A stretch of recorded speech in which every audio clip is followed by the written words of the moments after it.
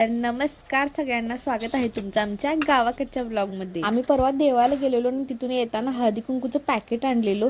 ते इकडे तिकडे कुठं पायात टाकायला नको म्हणून आई कुठे टाकलात बघा, तुळशीच्या झाडामध्ये। काल ना श्रावणातला पहिला शुक्रवार होता आणि आमच्या इकडे ना प्रत्येक लेडी श्रावणातला शुक्रवार ना अशी देवाऱ्यावरती पूजा करतात, उपवास ठेवतात आणि पूर्णाचा दिवा करून ना असा देवाऱ्यावरती लावतात। सकाळी सकाळी ना अशा पिशव्या बॅग विकायला ना एक माणूस आलेला आणि या सगळ्या पिशव्यांना तो केसावर विकत होता। डिझाईन तर खूप छान होत्या पिशव्यांच्या, पण 200-250 रुपयाच्या पुढं रेट सांगाला।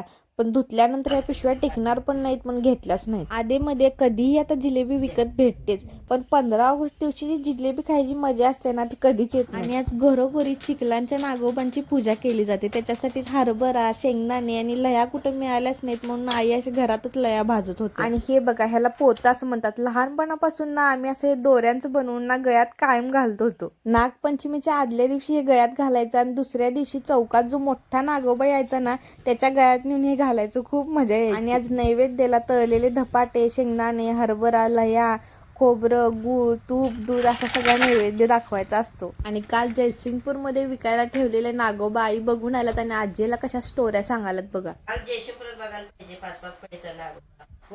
काल जयसिंगपूरमध्ये बघायला पाहिजे 5-5 फडीचा नागोबा। आम्ही जास्त कुठं घरातून बाहेर जात नाही आणि कधीतरी असं बाहेर गेलं काहीतरी नवीन बघितलं की त्याचं कौतुक वाटतं। नागोबाची पूजा करताना कसं म्हणतात बघा, जेव्हा दूध आणि तूप नागोबावरती सोडतात तेव्हा हाल तूप आणि जेव्हा पाणी आणि तूप नागोबावरती सोडतात तेव्हा नीर तूप असं म्हणतात।